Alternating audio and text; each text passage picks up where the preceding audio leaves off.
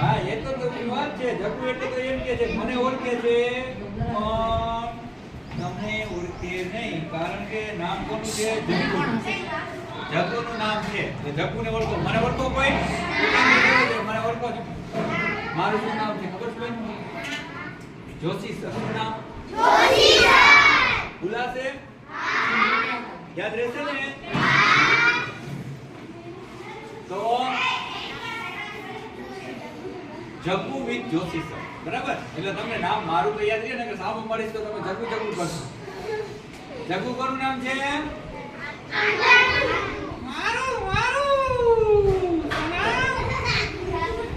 જગુ, બરાબર? તો જગુ પણ સ્કૂલે જાય છે, બરાબર? ભણવા આવે ને? જવું છે સ્કૂલે. સ્કૂલે જવું છે. કેના ક્લાસમાં બેસે? ક્યાં ક્લાસમાં બેસે? બધા બેસાડો જગુને. જગુને શું ભાવે ખબર છે? પૂછો કે જગુ તારા તને શું ભાવે?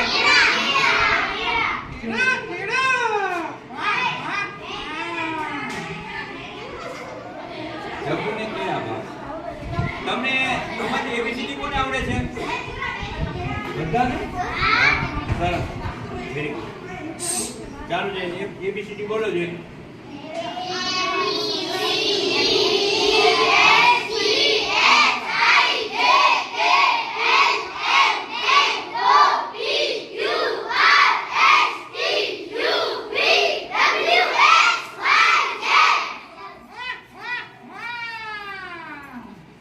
ચાલો જગુને મજા આવી. એબીસીડી છે, પછી પાયામાં આપણે ખબર છે ને 1 થી 20 છે, અથવા ઘડિયા છે, બરાબર છે? તો આ બધી વસ્તુ જરૂરી છે, બરાબર છે? અને સૌથી સહેલામાં સહેલું કામ હોય ને તો એ ભણવું છે, બરાબર? એટલે શું કરવાનું જીવનમાં? મજા તો કરવાની, પણ સાથે સાથે ભણવાનું, આનંદ કરવાનો. કારણ કે ભણતર એ ત્રીજી આંખ છે. તમે જો ભણશો તો આગળ વધશો. ક્યાંક તમને તમારો એક અલગ મુદ્દો હશે, અલગ મોભો હશે, બરાબર છે? સાહેબ કહેશે તમને કોઈ વકીલ બનશે, કોઈ ડોક્ટર બનશે, તો એના માટે શું કરવું જોઈએ? હા, ભણવાનું, બરાબર? તમે ભણશો તો તમે આગળ વધશો, બરાબર? તો જગુ આગળ વધવા માટે શું કરવું જોઈએ? દોડવાનું હોય. ક્યારેક જગુ એવું કરશે. આગળ વધવા માટે ખાલી દોડવાથી, આગળ વધવાથી આપણે આગળ વધી શકતા નથી, પણ એના માટે શું કરવું જોઈએ? ભણવું જોઈએ, બરાબર? તમારા વાલીઓ છે એને પૂછજો કે તમારી પાછળ ખર્ચો કરે, બરાબર? તમે બુક માંગો, પેન માંગો, અને ઘણા બધા બાળકો હોય ને જીદ કરે. અને અત્યારે સૌથી મોટું વ્યસન બની ગયું. શેનું વ્યસન બની ગયું? હા, મોબાઈલ. એટલે નાના બાળકો ઉઠીને આપણે આવી જીદ કરવાની નહીં. શું નહીં જોવાનું? મોબાઈલ, બરાબર? મોબાઈલ આપણે અત્યારની જરૂર નથી, કારણ કે આપણને ખબર છે આપણા વાલીઓ છે, આપણા મમ્મી પપ્પા છે, એ કમાવા માટે મહેનત કરતા હોય. અને એક 500 રૂપિયાની નોટ ક્યારે બને ખબર છે? ઘણી બધી મહેનત કરે ત્યારે. એક વખત રવિવાર હોય ને ત્યારે એવું લાગે કે મમ્મી પપ્પા સાથે કામે જવું. તો આપણને ખબર પડે કે મમ્મી પપ્પાના હાથ ક્યારે જોજો, હાથમાં છાલા પડી ગયા હોય, હાથમાં ફૂટલા પડી ગયા હોય, બરાબર? તોય આપણે ખર્ચા કરવામાં આપણે વિચાર ન કરતા હોય, જીદ કરતા હોય, રોતા હોય. મારે લેવું છે, મોબાઈલ લેવો છે, આ લેવું છે, નહીં ચાલે. તો ખોટા ખર્ચા કરવાના નહીં. અને કેવા બની જવાનું? ડાયા ડમરા. હા, ડાયા ડમરા બની જવાનું. આપણે મમ્મી પપ્પાને મદદ કરવાની. રવિવારની રજા હોય તો ઘરમાં જેટલું થાય એટલી મદદ કરવાની. છોકરીઓ તો કામ કરતી જ હોય, પણ છોકરાઓએ પણ જેટલું થાય ને એટલું કરવાની, મદદ કરવાની. કે ના હોય તો આડું અવળું મૂકી દઈએ, બરાબર છે? પપ્પા જતા હોય તેને આપણે પાણીનો ગ્લાસ ભરી દઈએ. આ બધું જરૂરી છે, અને આપણે અત્યારથી શીખવાનું, બરાબર છે? બાકી આપણે ઇન્જેક્શન ન લેવું પડે, દવા ન લેવી પડે, બરાબર? અત્યારે બધાને બીક લાગે, જગુને પણ બીક લાગે. શેની બીક લાગે?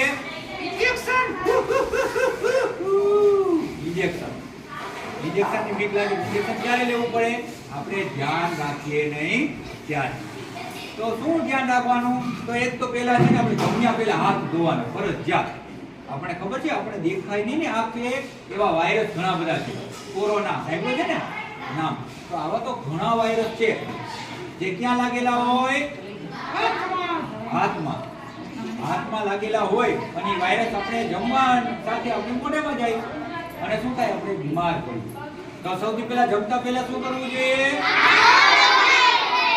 ચોક્કસ આજથી પહેલા જે જમવા પહેલા હાથ ફરજિયાત ધોવાના, બરાબર છે, અને પછી જમવા બેસવાનું. અને નાસ્તો કેવો કરવાનો? તો કે શું ખાવું જોઈએ?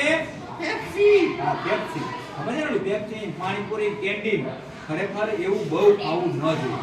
બરાબર, આપણે મીઠું લાગે ક્યારેક બરાબર છે, પણ વધારે પડતું તમે ઠંડુ લો, વધારે પડતું ગરમ લો તો એનાથી આપણે બીમાર હોઈએ. તો ભોજનમાં પણ આપણે શું કરવું જોઈએ? પડીકા નહીં ખાવાનું. બરાબર, પડીકાથી શું થાય? હા, બીમાર. જેટલા વધારે પડીકા ખાશો એટલું યાદ રાખજો, એ પડીકા ક્યારે બનેલા હોય, કંપનીમાં ક્યારે બનેલા હોય, ક્યારે તળેલા હોય, કયા તેલથી તળેલા હોય, બરાબર, કેવું મટીરીયલ વાપરેલું હોય. આપણા ઘરે પણ આપણે આટલું ધ્યાન રાખીશું, તેમ છતાં જો આપણા ઘરે પણ ક્યારેક આપણે કાંટી આવી જાય, કચરો આવી જાય છે જમવામાં, બરાબર છે, તો વિચાર કરો, એને તો કંઈ હોય નહીં, એને તો વેચવાનું હોય કંપની વાળાએ, અને ઘણું બધું બનાવવાનું હોય. તો પડીકા બને એટલા ઓછા ખાવ. હું કહું છું તો બંધ જ કરી દો. આપણો ખોરાક સાદામાં સાદો છે, રોટલી, શાક, દાળ, ભાત, બરાબર છે, એ આપણો ભારતીય ખોરાક. જમવામાં જેટલું ભાવે એટલું આનંદથી લો, પણ પડીકાથી દૂર રહો.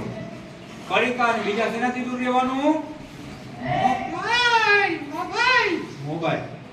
મોબાઈલ અને પડીકાથી દૂર રહો.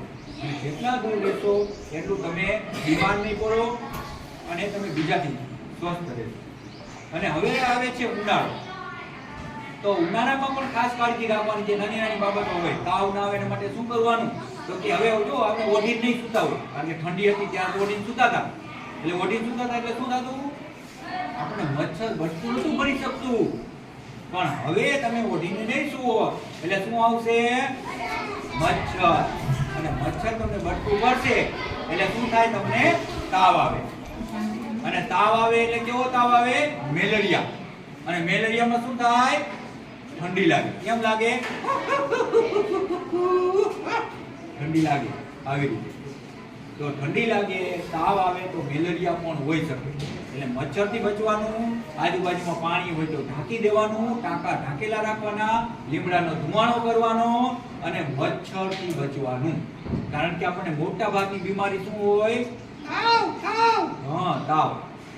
તો તાવથી બચવા માટે મચ્છરથી દૂર રહેવાનું. મચ્છર ન કરડે, મચ્છર ઉત્પન્ન થાય એના માટે ગંદુ પાણી હોય, ચોખ્ખું પાણી હોય, એ ભરેલું ક્યાંય હોય એને ઢાંકી દેવાનું અથવા એને વેવડાવી દેવાનું. બરાબર, એટલે શું ન થાય? મેલેરિયા અને ડેન્ગ્યુ. મેલેરિયા અને ડેન્ગ્યુ શેનાથી થાય? હાથીથી થાય. શેનાથી થાય? મચ્છરથી. તો શેનાથી બચવાનું? મચ્છરથી. ધ્યાન રાખવાનું, મચ્છર કરડી ન જાય એનું ધ્યાન રાખવાનું. ધ્યાન રાખશો ને? બરાબર. હા, તો જપુ કહે છે કે મચ્છરથી ધ્યાન રાખવાનું, પડીકા બહુ ખાવાના નહીં, ખાવા પીવામાં ધ્યાન રાખવાનું, જમવા પહેલા હાથ ધોવાના, આવી નાની નાની બાબત છે ધ્યાન રાખવાનું. અને મમ્મી પપ્પા અને શિક્ષકોનું માનવાનું. આપણે ખબર છે ને, કડવી દવા તાવ ઉતારે. દવા કેવી હોય? પણ દવા આપણને કોઈ છતાં પીવી પડે. શા માટે? સાજા થવા માટે. બીમાર હોય તો સાજા થઈએ ને. તો આપણે માતા પિતા, શિક્ષકો એ કડવા વેણ કહે, ક્યારેક આપણને ખરાબ લાગે, બરાબર, આપણે ગમે નહીં, પણ એ કડવું કહેતા હોય કોના માટે કહેતા હોય? આપણા માટે. તો એનું સાંભળવાનું અને એનો અમલ કરવાનો. બરાબર, ખ્યાલ આવી ગયો? હવે જગુને આપણે પૂછી, જગુ તને એબીસીડી આવડે?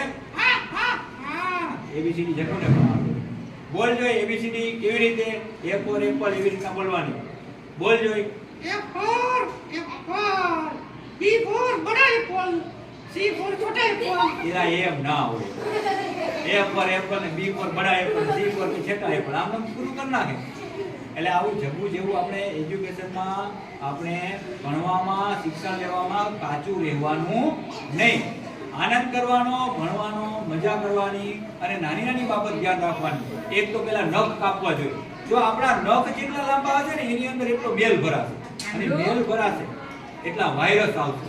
અને વાયરસ આપણે ખબર છે, જમીએ આપણે શેનાથી જમીએ? પગેથી જમીએ, હાથેથી. તો આપણે હાથેથી જમતા હોય તો માનો કે નખ મોટા છે, એમાં ધૂળ, એમાં વાયરસ, એમાં મેલ ભરાણો, તો પછી આપણે હાથેથી જમતા હોય મોઢામાં જાય કે ના જાય? તો નખ કાપવા પડે કે ના કાપવા પડે? ચાલો પ્રોમિસ કરો કે હવે આપણે ઘરે જઈ અને બને ત્યાં સુધી 15 દિવસે મહિને શું કરવાનું? નખ કાપવાના. હા, નખ કાપવાના. બરાબર છે. નખ કાપવાના, હાથ ધોવાના અને જમવામાં પડીકા બહુ નહીં ખાવાના. બરાબર છે. અને મમ્મી પપ્પાનું માનવાનું, ખર્ચો કરવાનો નહીં. બરાબર? મજા આવી? શું નામ છે મારું? મારું ભૂલી ગયા. આનું નામ શું છે?